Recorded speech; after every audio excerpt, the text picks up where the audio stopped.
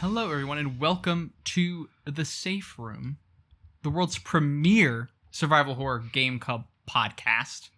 I'm Grace, and I'm joined by my co-host, Rose. Hello, I'm here at the premiere. Hello. We're scabs now. We're fucking doing press. That's right. So yeah, we played Fatal Frame 2 this month. Yeah, we sure did. You have any opening salvos on Fatal Frame 2? Or anything else you want to get to before we get into it? How do you feel about it? So I liked it pretty well. Yeah. I will say I think the structure of these games where at the end you like do a bunch of fetch quests in the same areas again. It sucks. I could do without that, yeah. Yeah. Go ahead. Go ahead. I liked it. I didn't love it. Mm-hmm. I feel like I've heard people talk this game up a lot. Yeah, I think it is generally considered to be the best one. And I just think for me the story didn't hit at all. Yeah, I think it was a little bit more effective for me than it was for you. But I also feel like I think part of it is that the ambitions are wider or taller than in 1. And it does not... Because 1, I think, is like part of what makes 1 work, I think, is that it's just very confident, it's very self-assured, and it's very aware of everything it's doing. And then 2 kind of has this like broader narrative structure. I actually think the first couple hours of this are really great. Like, I really liked the first little bit of it. And I think it's hard because it's kind of built on a foundation of, like, 2 characters who, like, have nothing going on. Have, like, basically no personality whatsoever. Yeah. I don't want to make it sound like I hated it, because I didn't. I liked it. Yeah. It's really good at being scary. Way more than the first one. 100%. They have way more... They pull out a lot more tools in the toolbox to be scary, and that's great. I love that stuff. And way more memorable like locations and set pieces. I think for me, I think I agree. And I think one of the things about it is that it's really like a video game ass sequel. Yep. In terms of like, instead of 1 house, you have 4 houses. You know, it's like a village instead of 1 house. Right? Yeah. It's, you have 2 playable characters instead of 1 playable character. Like, it's, stuff like that. And I think it's like, all that stuff is just really good. Like, all the expansion is just very considered, it's very careful, and it all feels like very, it just works, I think. I think there is, like, sequel bloat is a thing where it's like the second game in a series or whatever can be harder to get into or harder to enjoy or whatever, or is like too much. And I just think this is like a perfect level of like expansion, and you just still don't lose the thing that makes the first game really good, right? Yeah, I agree. Yeah, but I do think it also, with that, it kind of carries a lot of the same problems, and maybe you feel them a little bit more because it's bigger. I don't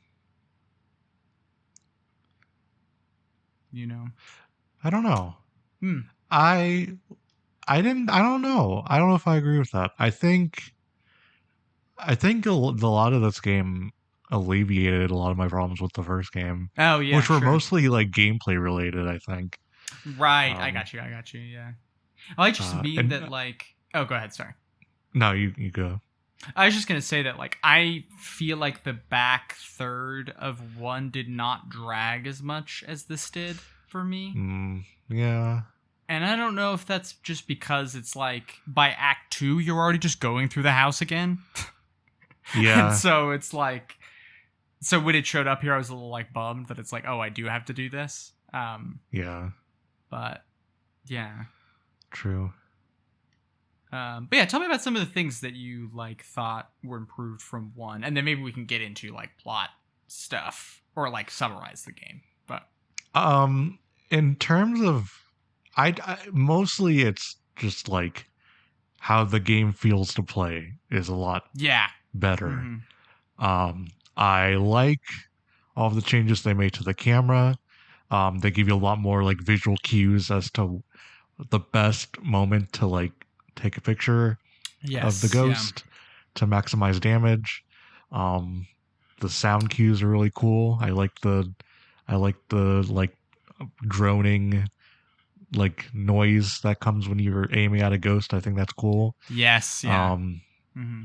I also think the upgrade system makes more sense here, and felt more gradual rather than like I have a bunch of abilities that I can't pay for and I never will. Yes. Yeah. I felt like because it was easier to tell when the game was rewarding me for kills, I was getting more points, and then I was putting those points into stuff that I found useful instead of just like I have these points and like I don't Yeah. feel incentivized to upgrade the main abilities because the extra abilities are so much more expensive. It felt Yeah. like it struck a way better balance in terms of upgrade path for that stuff. No, I think that that's definitely true, and I think it's also like it relies a lot more on you doing like counters and stuff, which I think is really Yeah. smart.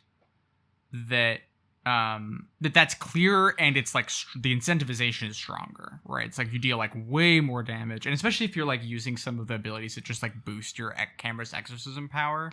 It's like I got 10,000 points from a single camera shot one time because there were like 4 ghosts in the frame, and whatever, right? And so like, and also I think it's great because it's fucking scary to just sit there and you're looking at the camera and you're just waiting for the like split second that you can press the button and not get hit. And I think that like it ratchets up the tension a lot. And kind of also an equal hand, I felt like the ghosts, like there are some ghosts that move around and are kind of like there's one ghost that like turns off all the lights and stuff. Cool. Yeah, it's really neat. But I felt like all that stuff was like a little bit more legible and was like less in situations where it's like, actually, I can't see this ghost. Like it did happen, but like way less often. It was like, I can't see this ghost, and it just like hit me.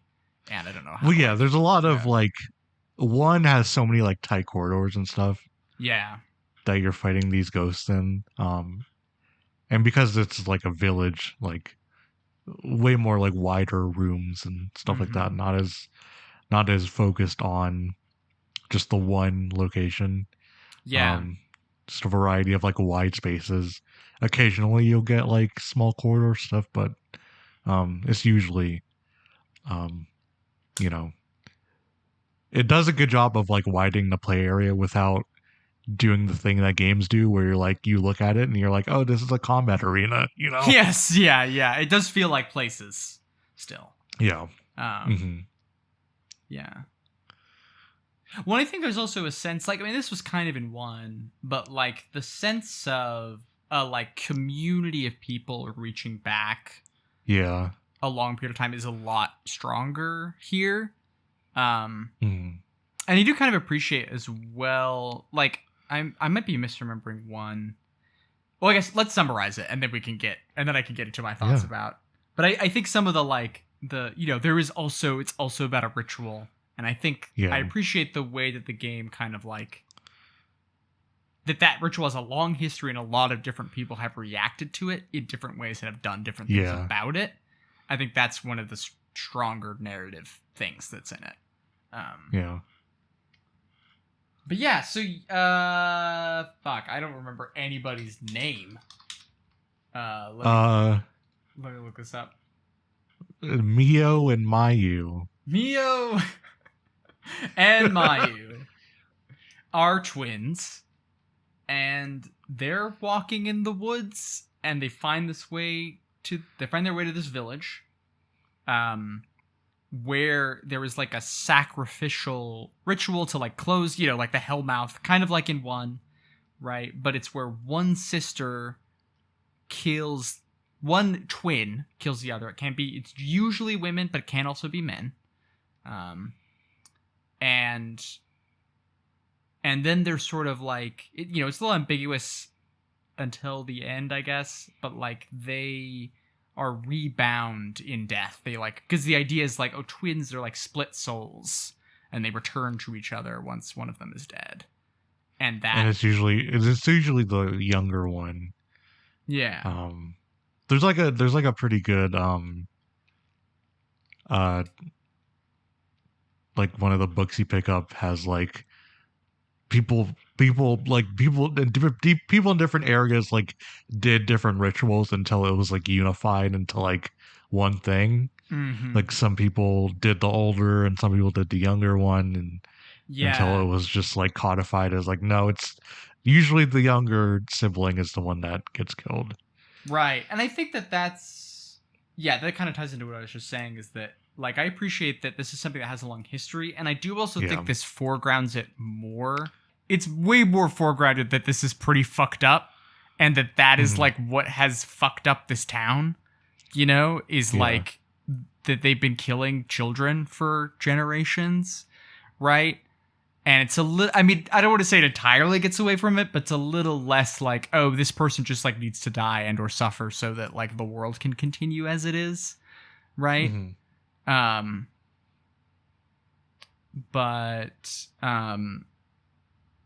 yeah.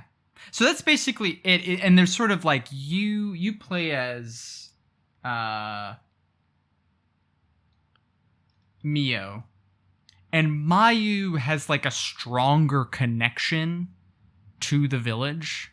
And so there's a lot of sequences where she like runs off and you have to like go and find her or go and rescue her, right?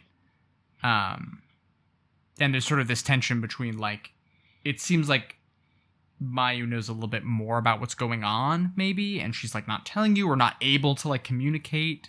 She has this like psychic link to things, right? And also there's sort of like a protective, because you're the one with the camera, and Ghost will like interact with her and attack her, and so you have to like try and look out for her. I never got like a game over where she died or anything, and I was like nervous that it was like a Silent Hill thing where it's like how much she gets hit or how much like affects the ending. And as far as I'm aware, it does not, right? No. Also, like if you like run too fast, she usually like warps to you when the camera cuts to the next scene. So, yes, yeah. Mm-hmm. Yeah, if you like open really a door. Worried about that. Yeah. I think I was a little bit like, again, I really like the first couple hours of this game, and I think part of that was that like what's going on in the town, like all the stuff that we talked about with the ritual, becomes pretty clear over time. But at first, it's just like, I don't know what is going on. And like you're seeing all the, multiple different women who were sacrificed, and like, these images of those are like overlapping with you and your sister, and there's all these like parallel events, but nothing is really explained or contextualized until much later. And so the sensation that like you've just wandered into hell, and there's like all this suffering that has happened in this place that you like don't know about, but that also has this like deep unspoken connection to you. I thought that was like really effective. And I really thought that there was going to be like, here's what's up with these twins, and here's why they have a connection to the town. And that just does not. It just doesn't happen. Yeah.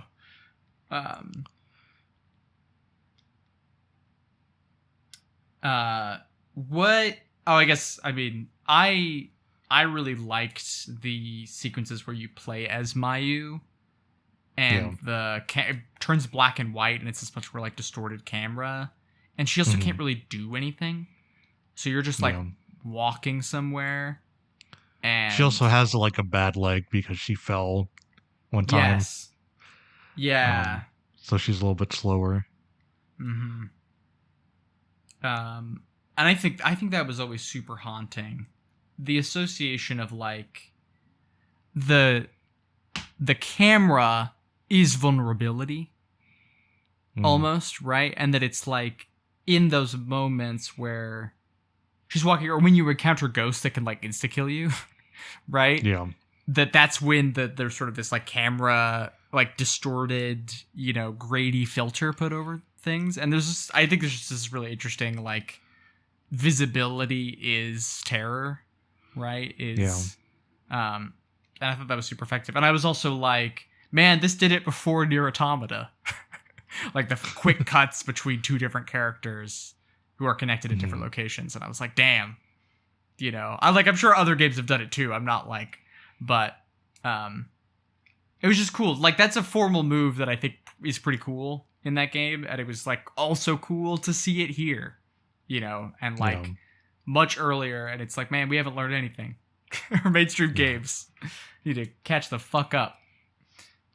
I'm surprised. There's a lot of formal stuff in this game that I'm surprised we didn't get in the first one. One of them is like running from the enemy that insta kills you, and like your camera doesn't do anything. It's like that's such an obvious one to do, and they didn't do it in the first one. Yeah.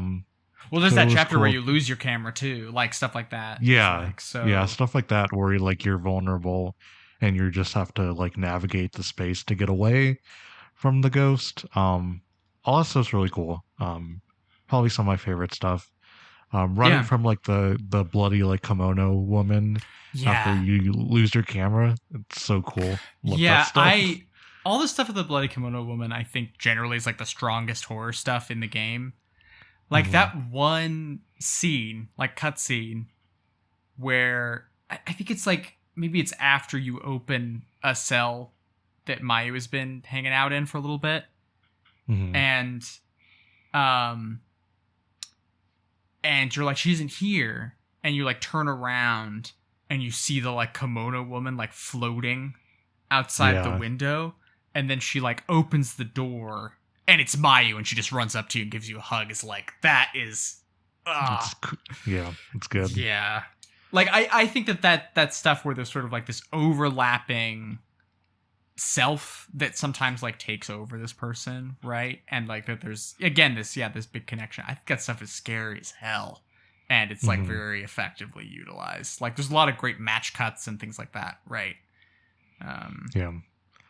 Also, the FMVs in this game are wild.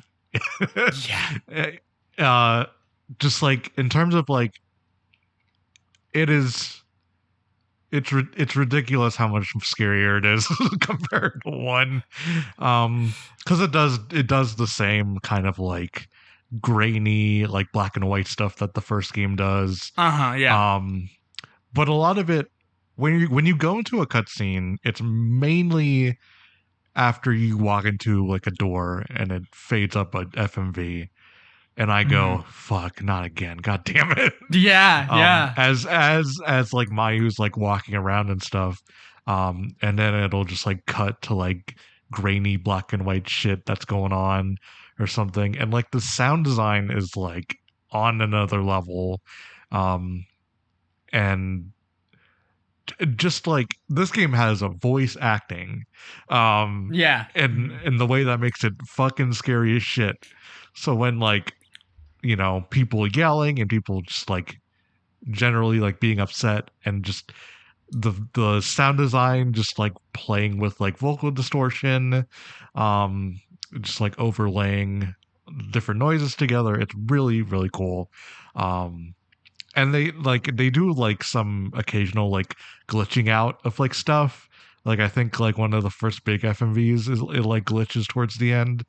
Stuff like that.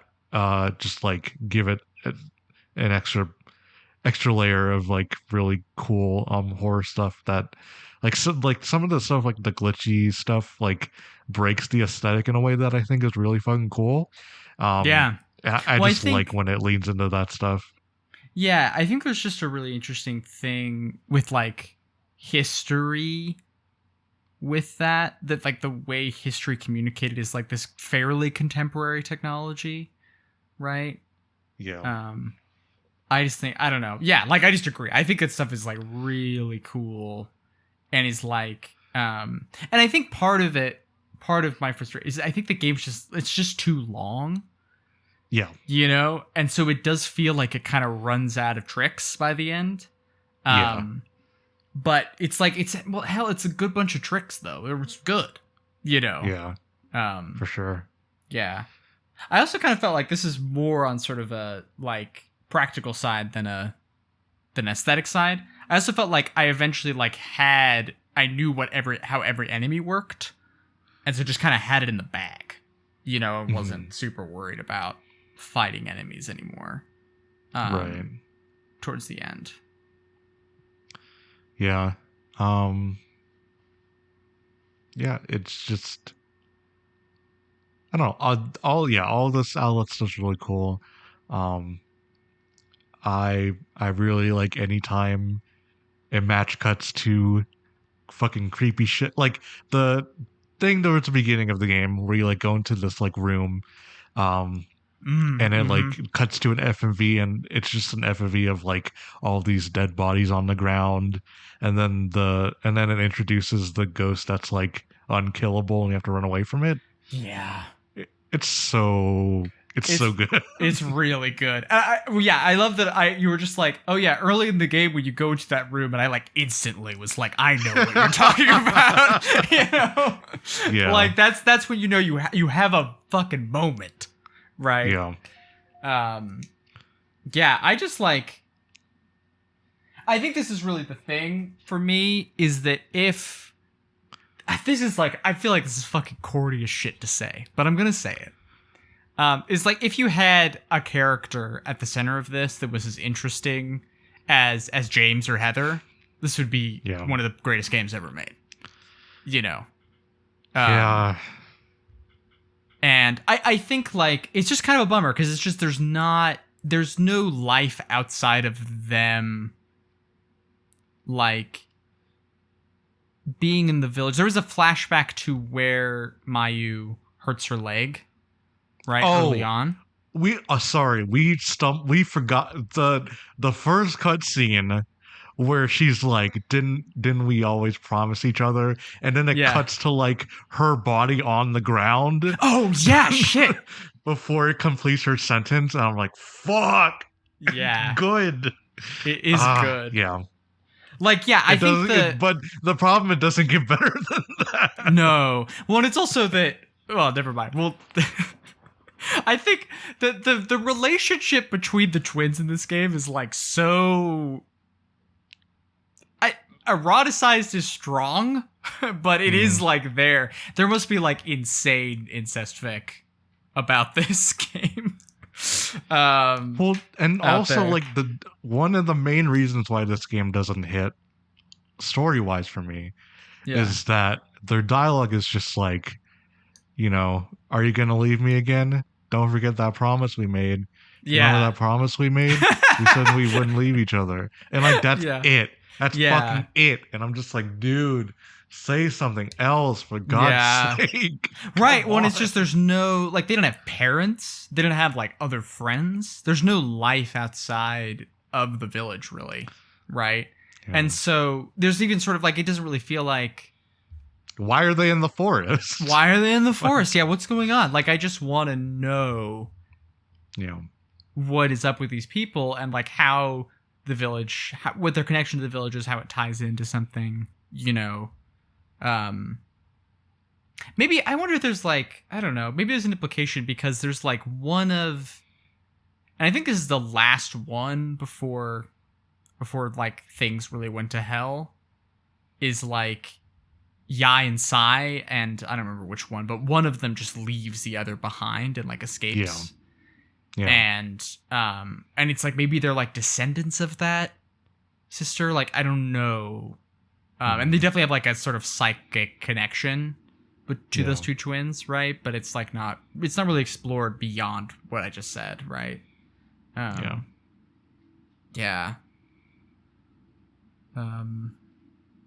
Like, yeah, I don't know. I just really wish these were, like, people that had things going on and that they had interactions that were deeper than, like, you know, reminder of the promise and like concern are like the two things that occur in dialogue. Yeah. Right.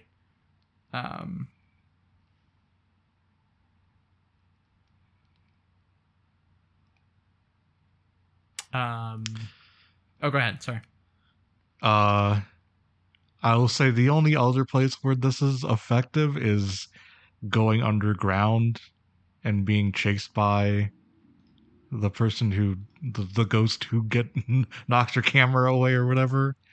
Yeah. Where she just says like, "Are you leaving me again?" or whatever, and like, there's a random guy who gives advice sometimes. Yes. Yeah. just apparently yells, don't look back" or whatever, and like she looked back, something like that. That might be actually one of the endings, but that is one of the endings, I think. Yeah, that's the one where because you can leave, right? Yeah, and I think that's the thing is I like that. I don't think players would do it generally anyway, except as a novelty. But it's like if there was a reason for her to leave the village, that would be interesting. You know, if it felt like what reason does she have to leave? Like, really? Like, what is she gonna go do with her life? Yeah, without her sister, like nothing. She's gonna sit by the lake and think. Yeah, I guess because that's how every ending is, right? But it's like, like I just, yeah. Should we talk about like some of the other ritual things? There's Yainsai, which we talked about. Mm-hmm. There's the one with the doll where the ritual is completed successfully, but the one, who did the sister who did the murder is like devastated. And so this like puppet, this artist in the village creates a doll that is like a replica of her sister that then gets possessed by some ghost or something. Yeah. What other ones are there? I'm trying to think. There's also something about like newcomers or researchers to the village being killed as part of it. That seems to be one of those things that is like, according to some parts of the village is a thing and some parts of it isn't, right? Or some time periods. Yeah. What was going on? So what was going on with the guy? I'm not sure. Because I think what happened is he was trying to help Yai and Sai like leave. Yes. And then got killed for it, basically. I think so. Although also it kind of seemed like I was a little like, oh, he's one of the boys, right? That this happened to, right? It might be both. It could be that he's just like, like they did the ritual like 5 years ago and he was 12 and now he's like 16, 17 or something. Yeah, I don't know. That would make sense. But it's not really clear to me. It didn't seem, and like I didn't pick up every thing. Yeah. So it's possible that this was just answered and I just don't know the answer. Yeah. Want to talk about the ending of this game now? Yeah. So I think this is maybe where I'm a little bit more positive than you, but so basically they're about to leave the village. I actually really like the ending of this game. Okay, me too. All right, so we're on the same page. Yeah. So they're about to leave the village. You've gathered all the MacGuffins to do the little dumb twisty puzzle. Because you have to they're like little discs that have colors on, like pinwheels on them, and you have to like align them all the right way. And then you start to leave the village, but a bunch of ghosts show up and take Mayu. And you can decide to leave, and that's one of the endings where we talked about, or you go back into the village and try and get her back out, right? In the first ending, she begs you to do the ritual, and you go through with it and kill her. And then it's sort of revealed she becomes a crimson butterfly, which is like, the title of the game, and also like throughout the game you're sometimes need guidance, and the crimson butterflies show up and show you like how to get places and things like that, and they're like the past souls. Have experienced this. And then the second ending is that, I don't know, you don't go through with the ritual and you defeat some evil ghost instead, and Mayu is blind, but she's alive, and you both like sit at the lake together. And that's if you like beat it on the higher difficulties. Yeah. The original ending of this game is really good, and the ending song slaps. It slaps. when she fucking runs out of the forest and the song's playing, I'm like, that's gaming. Yeah, no, it really is. Well, again, I wish if I was bought into this connection between them, yes, but it is still really emotional. Like, it still works, right? Like, it does land, you know? Yeah, to me, it was more like they really just fucking killed her. Yeah. You know? Well, and I was kind like, of, you know, yeah. Well, also the image of like the marks, the red marks from her, because they're, you know, I didn't clarify this, but it's like you choke, one sister chokes the other. Yeah. And it's like the image of the marks like floating out and becoming the butterfly is like, yeah, that is some real shit right there. Yeah. You know, that's really intense stuff. Yeah. Yeah, and I think there's also I kind of like it doesn't really linger on it, but there's sort of an ambiguity about like, was Mio under control? You know, did she know what she was doing? Or was she like possessed by something that made her do this? And she's like, or was she like fully aware and then made a decision? Yeah. You know, I like that there's not really a clear answer to that, and it also is not like putting the finger on that. It's not like, right. But that ambiguity is just kind of in the atmosphere there. I think that's very lovely. Yeah, and yeah, it's very like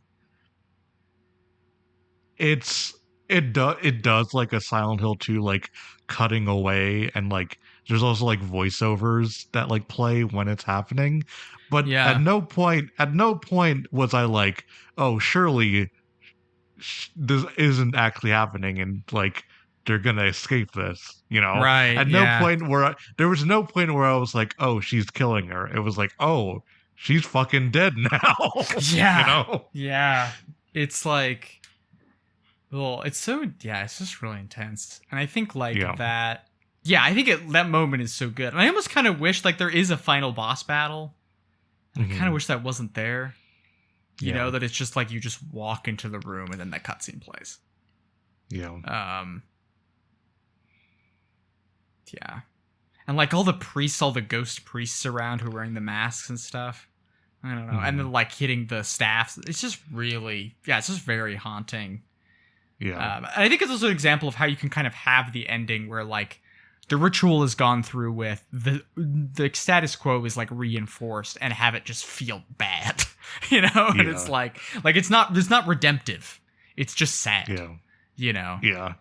Yeah, for sure. So, yeah, God. And yeah, the song is incredible. I mean, you might put it in, I guess. I don't know what you're going to do with the edit, but God, it's so good. Yeah. So I have this is kind of a non sequitur. Oh, it's still about Fatal Frame 2. I was thinking about, this is maybe an obnoxious game journalist question to ask, but do you think this game is non-violent? In what way? In the sense that you do not, in the game, as you were playing, you do not do violence exactly. I would say that it's very violent. I don't. Yeah, sure. Well, it's like, I mean, it's kind of self-defensive, but it's like, is an exorcism violent? Right? It's like this pushing out. I may be reading to it, but I think it's interesting. Because we talked a little bit about Silent Hill, and I think one of the ways Silent Hill is scary is it's like this brutality, and it's like you have to like get yourself through this thing that is like arduous and visceral and like gross, and it's like you whacking a body with a steel pipe over and over again, right? And like Fatal Frame is like not, you know, you're the only one with a body, right? Yeah. And I think it just is a very different, like, even though like I think, you know, this Resident Evil and Silent Hill like have kind of similar structures, and like picking up film in this is just like picking up ammo basically, and you are shooting, right? Like it is in some ways a shooting game. You could even be obnoxious and be like, yeah, the camera works like the gun in Bloodborne because you do like a counter with it when you use it at the right time that deals way more damage.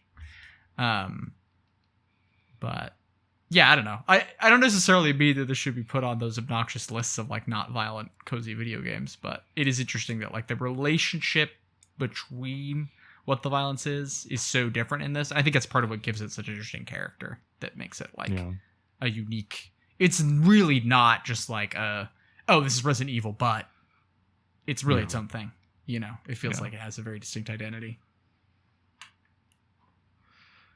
Did you take a look at the Wii U remake at all? A little bit. I started to watch one of the ending videos and I saw that there were like 6 endings, and I was like, oh, this is the wrong one. It's so fucked that they just give them more boob. Oh yeah. I feel like these games maybe get hornier as they go. Oh, they for sure do, but yeah. It's a game that was already made, and then they just remade it, and then they made the conscious decision to make the boobs bigger. You know, okay, here's the thing. You all know, everyone knows, I love a big boob.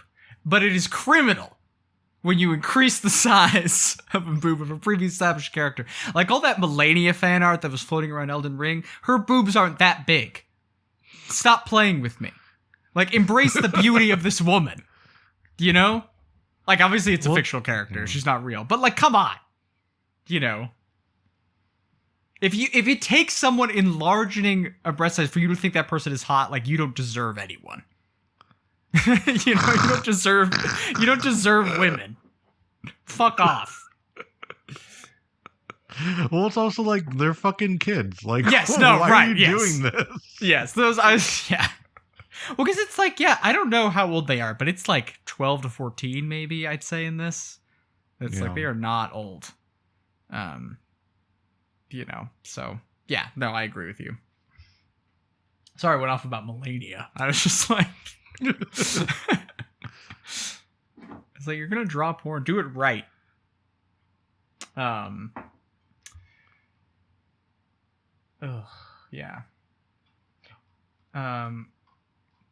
How much do you know about 3?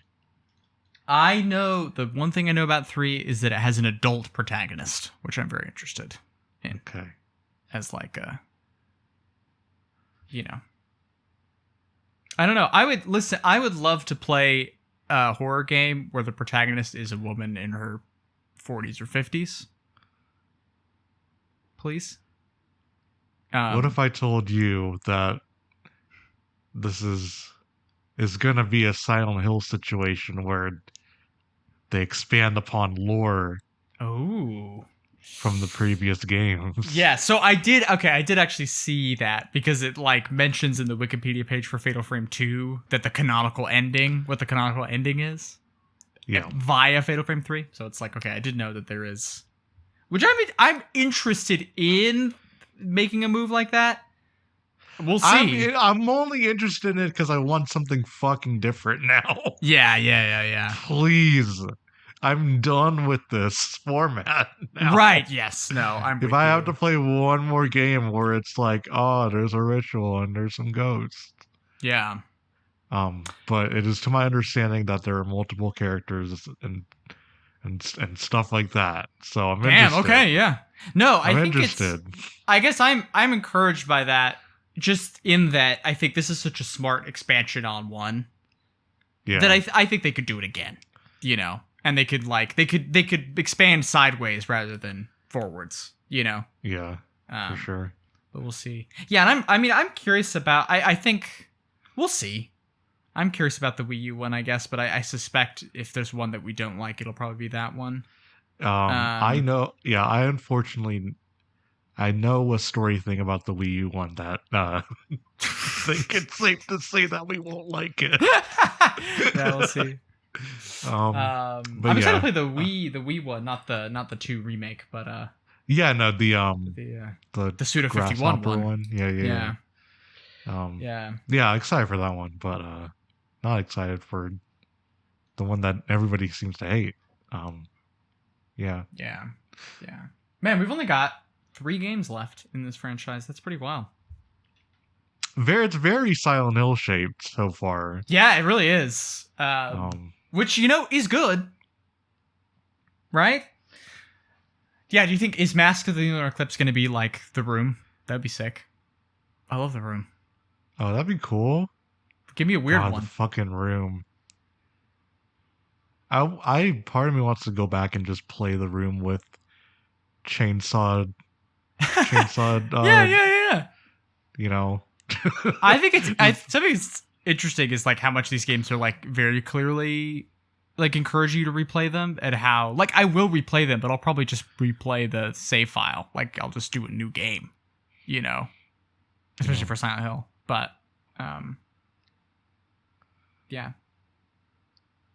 Oh, also, let me see. Yeah, we're okay. So I was about to move on to like podcast business, and I don't know if we want to do that yet.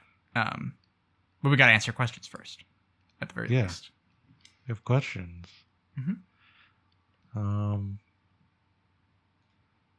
Yeah. I don't know if do I have anything else? I feel like I was gonna. I don't know. Oh, I have a Steam Deck now, and so I play this on an emulator. Let me tell you, you get through the game club faster if you can just save state instead of like dying, loading up your save, and then going back to the thing, and then it's way better. No, I think I would get through a lot of the games we play for this significantly faster if I was playing it on a device that I could play on in bed or elsewhere in the house. It runs PSX2 really well, so okay. Yeah, I mean maybe at some point I'm, I cannot afford a Steam Deck at the moment. Yeah. But but maybe it'll happen someday. Yeah, do you have questions up? Because I don't think I have anything else to add. I feel like we've covered stuff. I mean, it's good. It's really good. I think if you're interested in what we've said about it, I think you should check it out. I think if you're interested in these kinds of games, you should check it out. It's also just cool. I guess we kind of addressed this because we were talking about how cool some of the cutscenes are. All the camera stuff in this game is just gorgeous. It looks fantastic. It's so moody. And, like, it's really wild that, like, games cannot get their shit together when it comes to cinematography. And that is for, like, a bunch of different reasons. Sometimes it's very complicated. For, like, a CRPG, you cannot hand... Well, I mean, I guess you could. Maybe you could do a Yakuza kind of thing. Because Yakuza has good cinematography.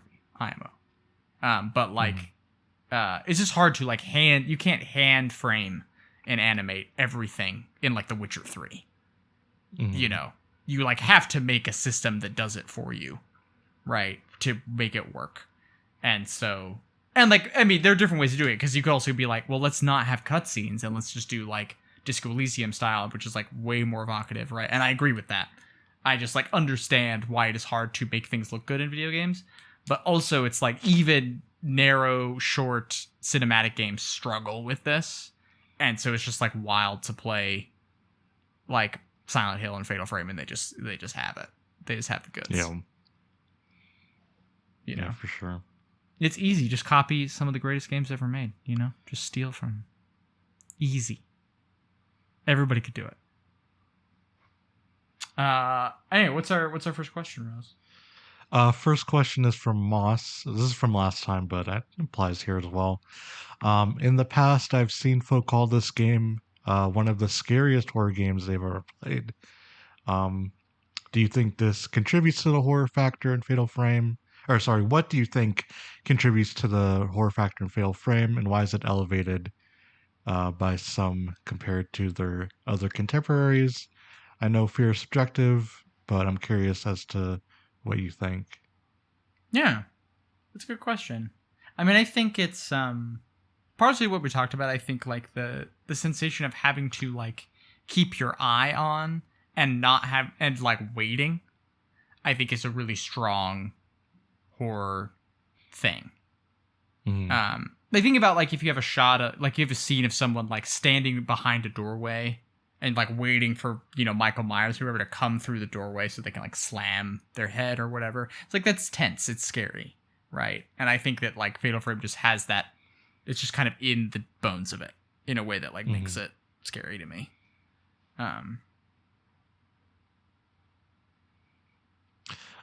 Second question, how does Fatal Frame compare to Pokemon Snap in terms of gamifying the act of photography? It's not really about taking photos, really. It's more about, I've taken photos in this game that had barely had the ghost in frame, but I got a high high score count because I was taking it at the right time, etc. Right, which is not like in Snap. It's like you have to have it in the center of the frame and stuff. Yeah. Which is interesting because I know people talk about like Pokemon Snap is actually like a light gun game, basically. And yeah, this is not that, right? It's not on rails, obviously, but like also is not super focused on like exact aiming, you know. The way that a light gun game would be, and the way Pokemon Snap also is. So, you know. But you can't collect the ghosts, though. That is sort of a sub-mechanic. You can't be like, you get all the ghosts in the game, and then you get a bunch of points, and you can get new abilities and stuff from doing that. So, that's like Pokemon Snap, I think.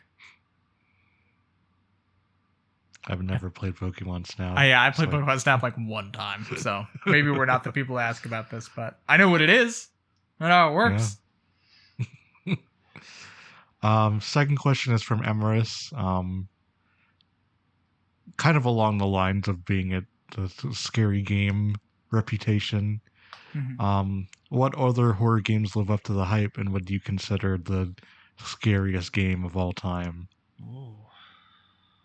Man, I feel like even though, you know, we're kind of becoming, I mean, this is part of the thing is like you'd played Silent Hill 2 and like a chunk of 3 before, and like so you've played some of these games, and like I hadn't really. And so I feel like this podcast has very much been the process of me like playing through and like discovering video game horror canon, you know? I mean, I do think Silent Hill lives up to the hype. I think all 4 of those original Team Silent quote unquote games are really good and are pretty scary. 4 fucking gets me. Yeah. 4 is probably the only one that like made me unsettled. And that is part of it. Is it's like for me, like I wasn't super scared playing 2 and 3, but I was like, oh, this is really interesting. Like I was fascinated by them, right? Which is actually, I think, a good emotion to have playing something like that, right? For me, the thing that activates like fear is not survival horror. It's more the like first person stuff. Yeah. Because these aren't like jump scare factories in the way like Five Nights at Freddy's is, in the way that like Amnesia can be. So it's like it doesn't prey upon what I'm afraid of, which is just like getting startled. Yeah. You know. So that would more like it would. I probably wouldn't get through like a Five Nights at Freddy's. I right, can get where through it's like Silent that Hill is the just whole fine, engine. though. Yeah. So it's more that stuff that like I don't know lives up to the hype in terms of you know getting me scared. Right. I think like fucking Anatomy's probably still the scariest game. Oh yeah, you know, fuck man, that game's scary. Yeah, that game is real scary. Yeah, that's probably it. I was about to say, and this is actually related to Anatomy. I think that like I think Silent Hill 3 is pretty scary, and I think a lot of that just has to do with shit in my life. You know, And so, you know, I think there's certain levels of like stuff about like religion, about people being like forced to, you know, like carry pregnancies to term or like be in bodies that they're really uncomfortable with, right? Or things like that. Like that stuff scares me, right? And so, yeah, I mean, anyway, so I think Silent Hill 3 and like Anatomy are games that like tap into some of that stuff, right? Like you know, the sensation of being in something that is hostile to you and is like trying to eat you in this very particular, like almost like ritualistic way. I think that's fucking terrifying. And so, you know, yeah. So I think Anatomy is probably the one, and I think we just have to keep going, and you know, I'm sure something will. I'm not necessarily sure something will dethrone that, but there's stuff out there that will compete with it, right? And you know, I want to play more games and find out what that is. But I don't necessarily feel super confident being like, oh yeah, that's the scariest game of all time.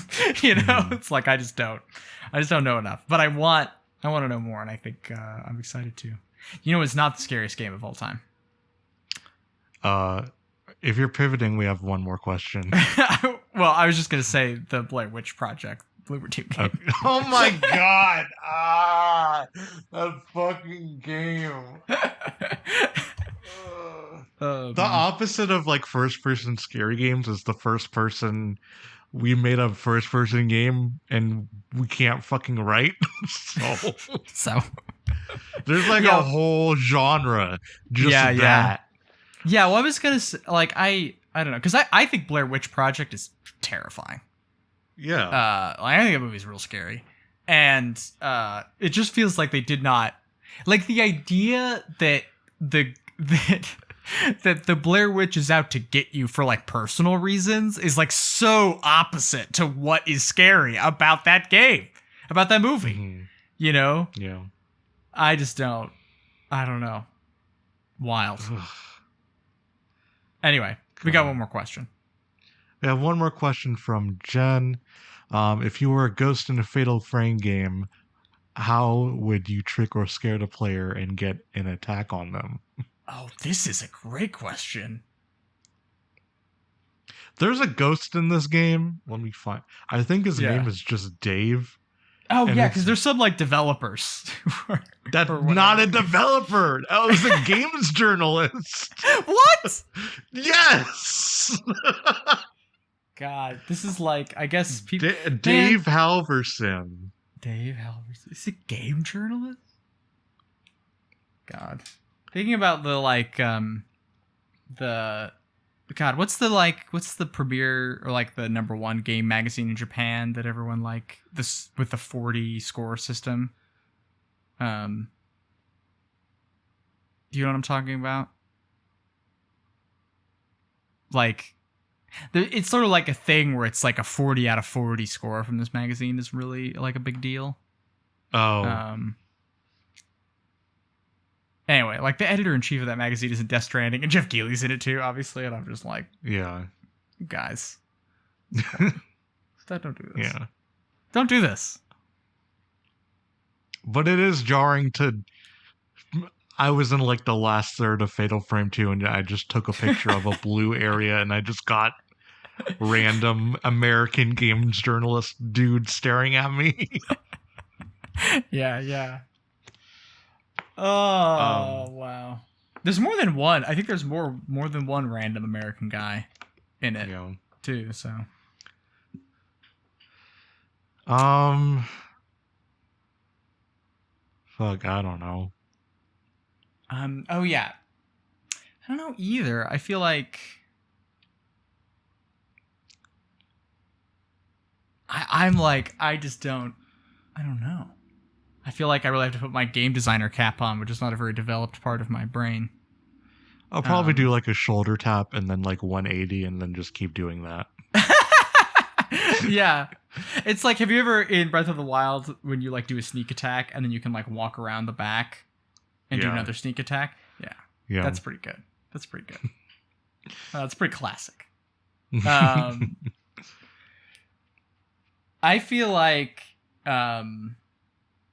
Oh, the other thing I was thinking about where I was like, this game did it first is like all the voice stuff is like, it's like people were going nuts about that stuff in, in,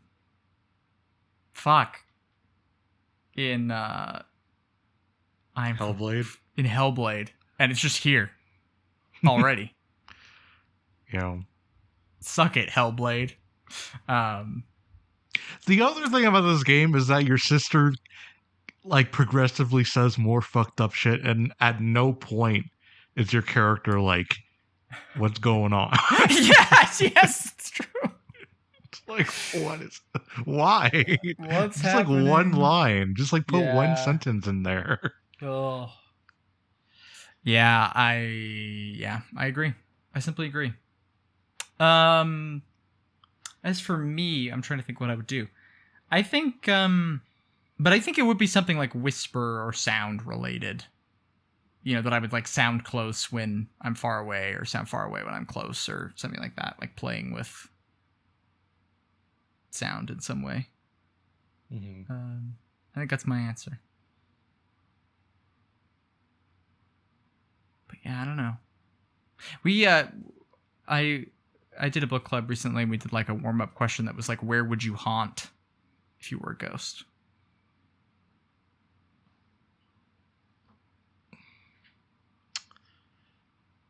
I mean, my gut is just Florida, but it's so obvious. Yeah, I mean, I think I was similar. I'd probably be like, I'm gonna haunt a Mormon temple or some shit, and you know, do that. But yeah, okay. Well, we figured out what kind of ghosts we are. So thank you all for the questions. This is a good round. Appreciate it. Appreciate your support. Writing in. You can. I'm trying to remember. Is it questions@spookygame.club? That's right. Hell yeah. You can write in questions@spookygame.club. So podcast business. First and foremost, next month we are playing Alan Wake. Yeah, he's a writer. He's a writer. God, it's good. I played Alan Wake before. I really like it. I think you are cooler on it. It's fair to say. But I'm excited to get back into it. I'm kind of a sucker for Remedy, I think, generally. I really like Max Payne 1 and 2, and I like Control. Although I would like to revisit it. And yeah, we are planning also on covering Alan Wake 2 in October when that comes out. So I'm really excited. I'm excited about it. Yeah. 2 looks fucking dope. Yeah, I'm pumped. The other thing is so for on the Patreon side, we do a movie podcast called Found Footage, and so in solidarity with the SAG-AFTRA strike, we're going to start covering like comics and books and stuff, just not movies. We're reading Tomi by Junji Ito next month. So if you want to listen to that or get on that, you can sub to the Patreon. Yeah. I think that's it as far as podcast business goes. I got a Steam Deck, so be on the watch for another fucking handheld podcast. Yes, yeah, it's coming. It's happening. So that's also going to be happening this month on the Patreon. Okay, yeah, perfect. All right, well, yeah, thank you so much for tuning in. We really appreciate it, and we really appreciate it if... what is the exact URL for our podcast? I'm forgetting. SpookyGame.club. Oh, yes, yeah. For the Patreon or for the Patreon. Normal one? Oh, yeah. It's patreon.com/thesaferoom. Oh, yes, and that... Also, if you go to SpookyGame.club, there's a link to the Patreon on there. So, yep. Yeah. And we were luckily not impacted by whatever the fuck Patreon is doing right now. Oh yeah, I don't think because I also have a Patreon, but I don't think mine was impacted either. So we're don't know what the fuck they're doing though. What the fuck? Yeah, one job. I know. It's just, I mean, this is like obvious shit to say, but it is just like, it's so wild how like no company can just do a thing. Can just provide a service and be consistently, make money doing that service. Yeah. Everything has to expand forever. And it sucks and I hate it. And why do we live like this? I don't know. There is like that, I don't remember what it's called. There is like an independent kind of Patreon clone. It's like Comradely or something like that. But I think it's like invite only or, something like that. So it's like maybe in like 2 years that'll be like a viable alternative for people. But, ugh. Yeah. Anyway. But we appreciate it and we'll leave you off with, why do you kill? Why do you kill? Why do you kill? Why do you kill? Why do you kill? It's not as annoying as my eyes. But only because it's funny. Only because the voice actor goes, why do you kill? Why do you kill? It's like the tone of, like, you've seen that Vine where it's like really, really nice.